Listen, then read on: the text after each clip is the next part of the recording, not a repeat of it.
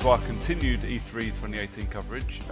This episode we're going to be talking about the Square Enix press conference.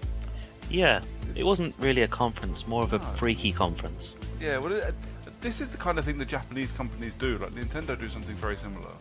Yeah. And Konami's, because Konami until recently, Konami always had an E3 show as well, and it was very much like that all the time. It was just like a half-hour, 45-minute video with just a load of games, and that's what we got for Square. It lasted 30 minutes. We saw as many games as we saw on the EA stage, and presented by voiceovered by Keith David, which, as all good things should be. Well, yeah, it just made me want to buy everything, even the stuff that I will never ever buy. Because Keith David was telling me all about it. I can't tell who's got the better marketing now. Is it Square selling me stuff with Keith David, or Microsoft selling me Crackdown with Terry Crews? Wait for Aisha Tyler to come back for Ubisoft. Well, if Aisha Tyler comes back tonight, then I will buy everything that Ubisoft tries to sell me. I am a little bit in love with Aisha Tyler, and that woman is amazing. But we're not talking about Ubisoft or Microsoft. We're talking about Square. Or EA. Talking about Squaresoft. And they fucking went straight into it. A chat with a couple of developers from, well, I say a chat, like 3 lines from each developer from Crystal Dynamics, and went in with a bit of gameplay on the new Tomb Raider game. Which I have to admit I was very, very happy to see. Trailers are great, but I want to see gameplay, and I want to see what you've done to make this game worth buying. Because you run the risk of doing the Uncharted thing, where I got burnt out on Uncharted, because I went, the games are fun, but you're doing the same thing over and over again. And this was the problem with Uncharted. Uncharted 1 was fun, Uncharted 2 was fucking amazing, Uncharted 3 was kind of pants. Yeah. Because there was no innovation there. It was just more Uncharted, and I was very worried that we were going to get just more Tomb Raider. But actually, the ninja mechanics on new Tomb Raider look outstanding. They look like a lot of fun. I tell you what, because I've not played... Well, no, that's a lie. I played a little bit of the first of the rebooted Tomb Raider games, but only because it went free, Games with Gold. Yep. And I can't remember any of it because I think I only played like an hour before going to bed and then playing something else when I woke up. So I've not played any of this really. So I didn't quite know what was going on, but I might pick this one up just because the way that they were showing the gameplay off. So it's you're playing in stealth, as you should, and then if you accidentally fuck up, you can then get yourself back into stealth, unlike, I'm assuming, previous ones where it's once you get out of stealth, you then need to kill everything before you can get back into it. Kind of, yeah. There is a way that you can run and hide and go back in stealth with Rise. It's not a perfect system, but there's nothing wrong with the stealth system in Rise. But this looks like it's been tweaked and improved. It looks like a lot of fun. It looks like my kind of game now. You know, ninjaing your way through a game is absolutely my bag. I'm sold. I now need to get on and finish Rise, but I'm sold. What about you? What did you think? Did you? Yeah, I mean, I thought it looked rad, to coin a phrase that I've used once before on the podcast, if I'm honest. It looked very combination of more recent Batman games and some Assassin's Creed in elements to it. Yeah, I think that's how the entire series tends to be playing itself out, actually. So, moving on. I don't know an awful lot about this. They showed this thing that just said Stormblood Final Fantasy 14 online or whatever it is. Yeah. And I kind of sat and went, isn't that already out? Because I don't know.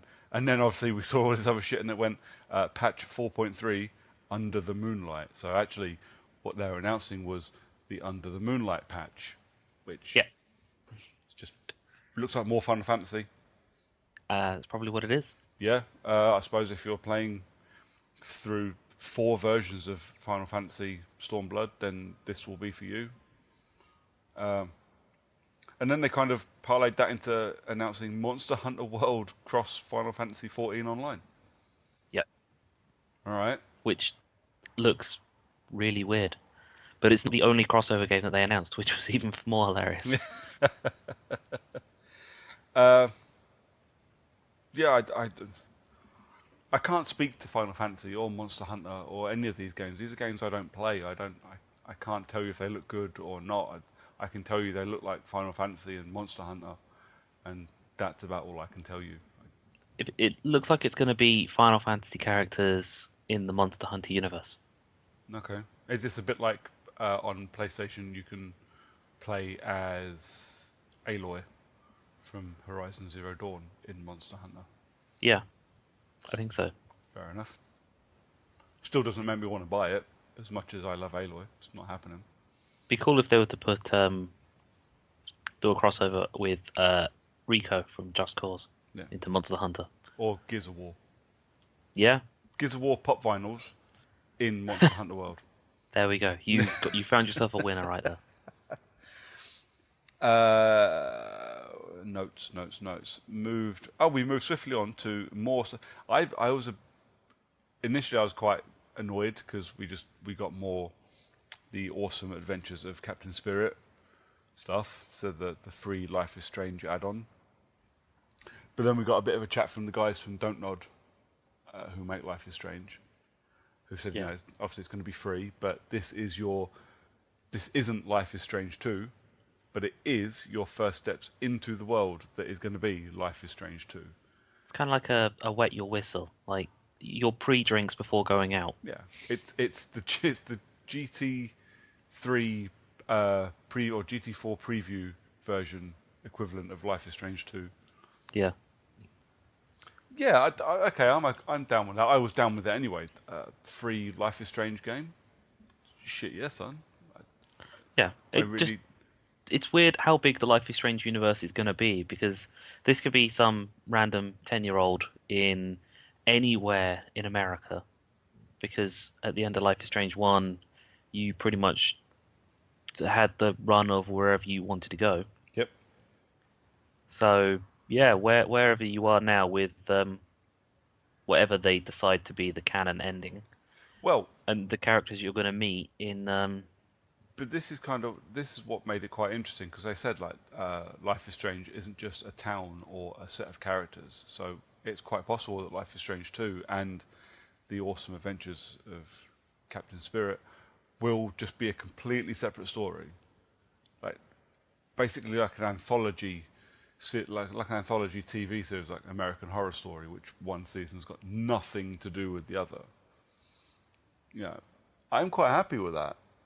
Yeah. Have a completely separate story. Doesn't matter how which ending you chose at the end of Life is Strange 1, because it's immaterial. This is a brand new story, brand new characters, brand new place, brand new universe, if you like. Yeah, man, bring it on. That sells me quite a bit because then I haven't got to worry about, oh shit, did I pick the wrong ending? Playing Life is Strange 1. True, it's entirely possible. And then, in theory, you could just have a news report randomly in the beginning of Life is Strange 2 or in Captain Spirit of a giant tornado destroying a small seaside town. Yeah, there you go. That's all you would need. Yep. I do now need to get on and play Before the Storm though. So currently, in my extra days off this week after the E3 conference is finished, I need to get Tomb Raider finished, and I need to start and finish Before the Storm because I'm gonna. Well, Captain Awesome comes out, or Captain Spirit comes out in like 2 weeks. Yep. So yeah, I'm running out of time. We moved on to Dragon Quest XI. Yep. I've not played any of the other Dragon No, Quest games, right? I haven't played any of the other 10 Dragon Quest games, so I don't know if Dragon Quest XI is a good thing and if the Final Fantasy Online crossover that's coming with it is also a good thing. I have no idea. Seriously, fuck off. Ice cream vans outside. Piss off. Why couldn't Square do their conference at a reasonable time, like 1 o'clock in the morning, when there's Yeah, no one making noise? exactly. That's always a problem.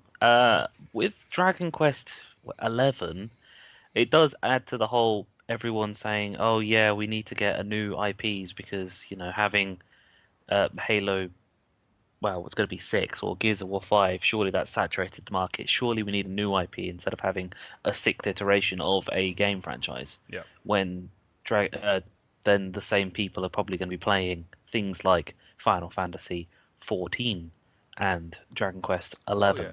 11. Let's remember this is Final Fantasy 14 patch 4.3. So this is like Final Fantasy 14 Part 4. You know, this Yeah, is yeah. This is the same fucking conversation, and this is the problem with us talking about Square stuff. I don't play these very Japan-centric games. They're not my style. They're not games I enjoy playing. So I have very, very little to say about it. Dragon Quest XI, mate, if you'd have chucked it on and not put the name up, I'd have gone, I don't know what that is. Is it Final Fantasy? Is it y- Dragon Ball Z? I do not know. yeah, Maybe, perhaps that makes me ignorant. Probably. I'm okay with that. definitely. It's I'm, o- fine. I'm okay with that. You can be ignorant to this. You can be ignorant to FIFA games, any sports title, the entire EA conference. I'm ignorant to the Bethesda conference. Um, and it worked. Not everyone is going to love everything, No. and that's fine.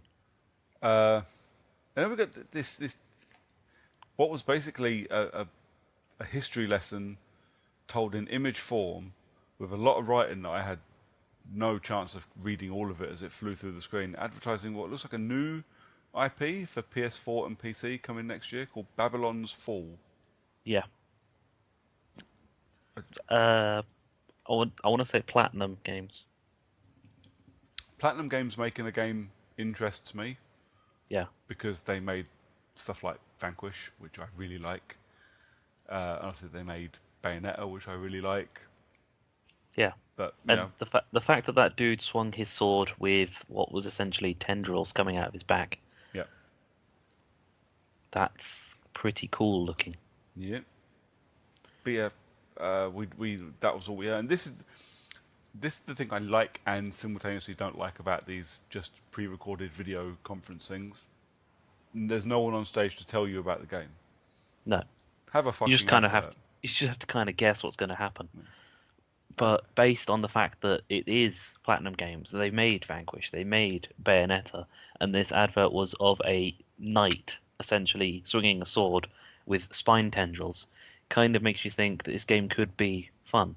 Yeah, it would. Of all the those style games that we saw today, that one will be on my radar more than most others, I think.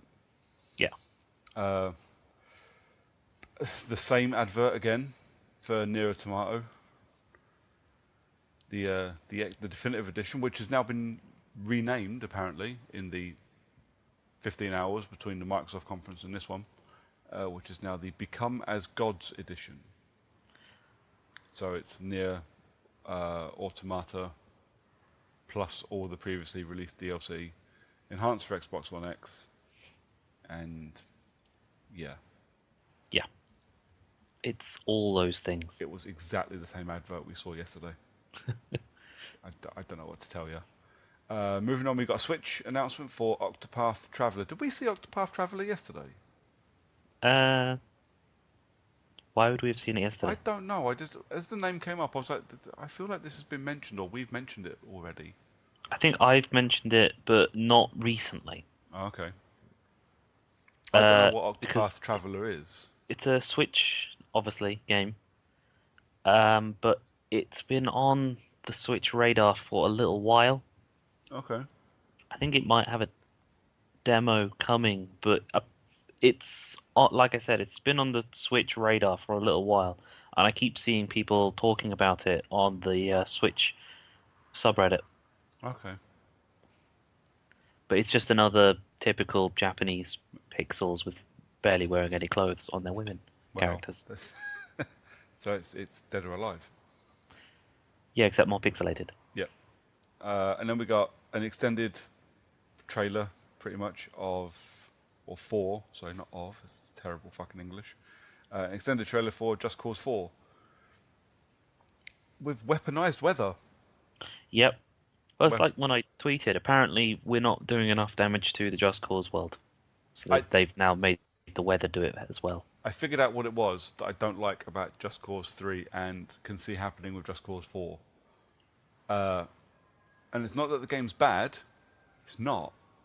But currently, I'm playing Tom Clancy's Ghost Recon Wildlands. Okay? Yep. And I'm basically going through, wrecking shit, killing everybody, doing my missions and moving on. And the fact is, I've been doing that now for about 15 hours. And I have gotten nowhere. I am nowhere near the end of the game. I am nowhere near the end of the story. And now just the thought of turning it on just gives me heart palpitations because I don't want to continue doing that. I want to finish the fucking story. And this, I think, is my problem with Just Cause. Isn't the fact that it's a bad game. Having a sandbox that I can run around and tether shit to is great. But when I just want to finish the game, I've got so much shit to do just to get that done. I really want to play it and I really want to enjoy it, but I don't think I can be bothered. Yeah, that announcement did really make it seem like it was they've looked at what the people are doing playing Just Cause, but once they finished the Just Cause game, so they're just going around and then just having fun, smashing stuff, Yeah, blowing stuff up, and or setting fire to things and attaching tethers to aeroplanes and cars and seeing how far they get launched. I love it. The things you can do, like you use your tether to fire cows at people, is just amazing. You can't do that in any other game. You know, it's no different to playing Saints Row. It's no, but and this is the problem. I've got Saints Row for shit like that. Well, I used to have Saints Row for shit like that. Yeah. Now you got Agents of Mayhem to do it. No, I don't. I saw Agents of Mayhem on sale for £2.30 the other day on disc. And I was like, Wow. for £2.30, I could pick it up, and then in the time it took me to go add to cart and then go through all my payment information, I remembered what the gameplay for Agents of Mayhem was like and went, no, I'm good. I've never noped out of a purchase so fucking quick. But yeah, we've got Just Cause 4 release date, so that comes out on the 4th of December. Which, I mean, to be fair, that's quite a good time. It's after all the big games have come out. It's before more big games come out, so it's got a nice little window all on its own, just before Christmas, for Yeah. people that buy their games straight away and finish them and trade them in. And then you get, a week off work for Christmas. So you get Just Cause 4, you can spend a week just fucking shit up. Yeah, it's definitely coming out at the exact moment of, oh, I've just finished playing this big motherfucking game. I Yeah, need something just to clean my palate. Just something that's fun. yeah, I want no interesting story. I just want to blow shit up. yeah. So, yeah, I hope it does well. I do. I hope it does really well. But, I hope I, for co-op. see, if you could do shit like that in co-op, that would be... Can you imagine the fucking frame rate, though? Jesus. Well, it works for Far Cry. I mean, there's a lot less destructibles in Far Cry, but Yeah, the ability to play Just Cause in co-op would be awesome. yeah. If they'd done it, that would be probably a day one purchase if they gave us co-op. Then we had another new IP with a deaf dude. Possibly Mute as well. Yeah, called The Quiet Man, which we know nothing about. We'll find out more in August, according to the trailer. Yeah.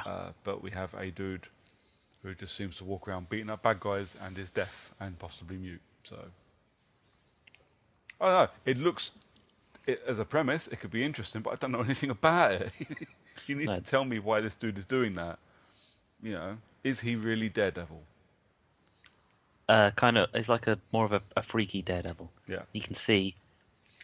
Can he actually hear? That's the thing. Was it Toxic Waste? He's actually a deaf guy who can hear, based on Maybe. what he sees. He sees sound. Maybe. But yeah, we know nothing. We'll hear more in August. And then they finished off with more Kingdom Hearts 3, which I'm pretty sure they showed the same trailer we saw at Microsoft last night. Yep. The same trailer with no sound effects, just some music and occasionally voice. Yeah. So I have literally nothing else to add to that because they had nothing else to add to it. Pretty much. Comes out 29th of January. And that was it. Yep. And the guy at the beginning of the conference said, make sure you stay to the end because, you know, surprises. So I stayed to the end and I stayed till that thing disappeared off the screen and nothing.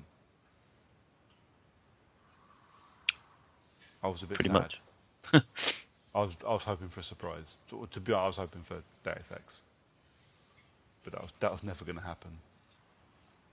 But, you know, I live in a world where, well, I live in a time where I want Adam Jensen to meet JC from the original Deus Ex games and then to fuck shit up together. Yeah, there was a distinct lack of the games that everyone seems to think were going to be announced by Square. So unless they've got a partnership with Sony with some other games, or we're just going to end up with more of the stuff that we've already seen. Yeah, well, So I mean, we'll see another Kingdom Hearts. yeah. So we saw Tomb Raider, and we saw Tomb Raider, Life is Strange, Kingdom and Hearts Kingdom Hearts, at Xbox. and Nier Automata at Xbox, and Just Cause at Xbox. So I wouldn't expect to see any of that stuff. Maybe Monster Hunter cross Final Fantasy at Sony if they decide to, because Sony have said they're only going to do 4 games, but if they do like a montage thing or we've got this and this and this, I'd expect to maybe see that there. The only thing that's not there that's going to piss a lot of people off, once again, the Final Fantasy VII remake hasn't appeared. Yep. The Final Fantasy VII remake is never going to appear. Just I want people to know that. Yeah. No, they announced it to get a big cash injection of the stock market. Yep. And then just let it just die. That's exactly Again. what happened. They'll when they need some more money again, they'll go, oh yeah, we're going to release the first episode. Yeah. But yeah, that was Square Enix. What do you think? I liked it. It was short, to the point. It's exactly what it needed to be. I didn't need to have some guy standing on the stage, self-flating himself, and the rest, and well, exactly what all of the other companies have done so far. Yeah. No, it was alright. I got Tomb Raider gameplay. Finally, some Tomb Raider gameplay. Got to see what I'd actually be doing, and I'm sold. Outside of that, yeah. Lots of stuff I'd already seen, and lots of stuff I don't care about. That's not Square Enix's fault. The stuff I've seen is Square Enix's fault, but stuff I don't care about, it's just I don't play those games. That's not on them. Plenty of other people do. Yeah, I think that's us done, mate, for a couple of hours. Yep. Back at, just after the 9 o'clock showing of Ubisoft. Ubi's in a couple of hours, and so we'll probably be podcasting about 3.5 hours. Yeah? Yeah. Follow Character Unlock on Twitter. I'll be live tweeting the Ubisoft show, and John will be hosting the Ubisoft podcast when we come back in a few hours. Yeah? I'm going to go get some dinner. Awesome. I'll see you in a bit, mate. Ciao.